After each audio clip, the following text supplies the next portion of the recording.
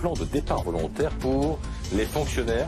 Vous dites donc que c'est une bonne idée? Oui, c'est une bonne idée. C'est une bonne idée d'abord de bonne gestion de l'État. L'État régulièrement regarde où il a besoin de fonctionnaires, quels sont les postes devenus inutiles parce que la vie change, les besoins de la société changent, et quels sont les postes devenus nécessaires, plus nécessaires encore, où il faut des renforts. Et là, il propose aux fonctionnaires d'évoluer d'un poste vers l'autre, en les formant bien sûr au passage, et éventuellement en leur donnant un petit bonus parce que c'est une évolution de carrière. Et puis, il y a aussi la volonté de l'État de concilier une diminution quantitative parce que nous devons baisser nos dépenses avec une amélioration qualitative. Moins de fonctionnaires au global, mais des fonctionnaires là où il faut, quand il faut, et sur 10 ans, 15 ans, les besoins changent beaucoup. Édouard Philippe a aussi insisté sur le recours nécessaire aux contractuels. Mais c'est pas la fin en fait de l'emploi à vie dans la fonction publique là? Enfin, on en finit avec l'emploi à vie, qui est une sécurité, mais qui est aussi une prison. M'a-t-on à vie?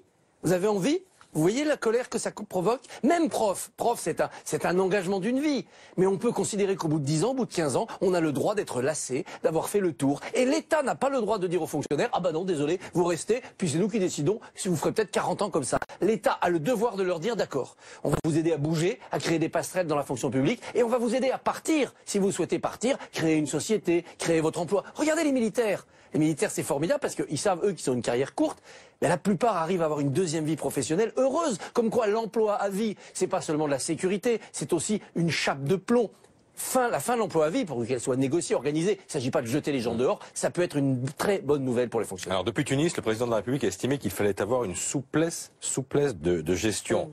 En substance, ça veut dire quoi? Qu'il faut pouvoir virer les fonctionnaires comme dans le secteur privé? Non, ça c'est brutal et ça doit être réservé à ceux qui font des fautes. Non, il faut que par exemple tous les 10 ans, le fonctionnaire et l'État se parlent. Est-ce que le fonctionnaire est content de son employeur? Est-ce que l'État est content de son employé? Si oui, on continue. Sinon, on met en place un protocole d'évolution. Vous allez changer de poste dans la fonction publique. Vous allez quitter la fonction publique. On vous forme, on vous indemnise. Une grande respiration. Ça se rappelle quand même tout simplement la modernité.